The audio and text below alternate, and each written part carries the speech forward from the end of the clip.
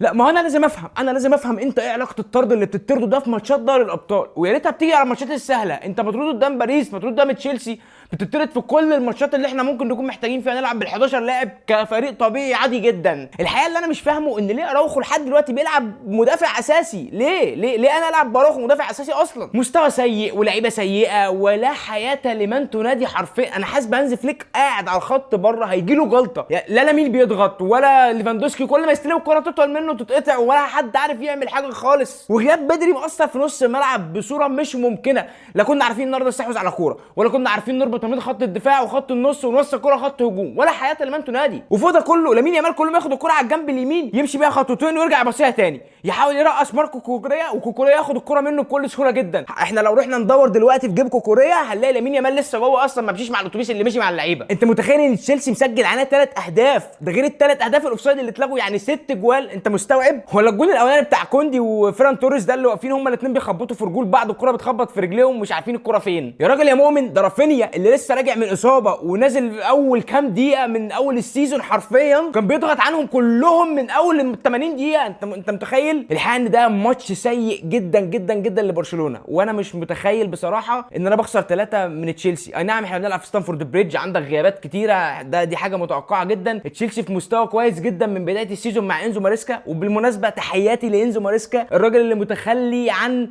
الفكر الدفاعي الايطالي اللي بيقدم كره ممتعه جدا مع تشيلسي. بصراحه تشيلسي عمل كل حاجه في الماتش ده تقريبا. انا بتمنى ان الكام يوم اللي فاضلين في شهر 11 يخلصوا وشهر 12 يعدي هو كمان باسرع وقت، عشان انا محتاج اشوف الميركاتو اللي جاي ده. برشلونه محتاج تدعيمات جنب اليمين في الدفاع، بالدي على الله حكايته خالص لما بيغيب، ما عندناش غير جيرارد مارتيني اللي ينزل، بلس كمان ان انت عندك لازم مهاجم يا جماعه، لازم حد غير ليفاندوسكي، لازم حد نعرف نسلمه الكوره ما تطولش منه او تتقطع منه. فاحنا لو جينا نبص لمستوى برشلونه ده من هنا من على الكنبه يعني هنلاقي ان برشلونه بيقدم خرا، مفيش كلام اكتر من كده يتقال. فما تنساش انت كمان تعمل لايك وفولو، مش هتبقى انت وبرشلونه عليا وحازم لسه، فليله كبيره اعمل لايك وفولو.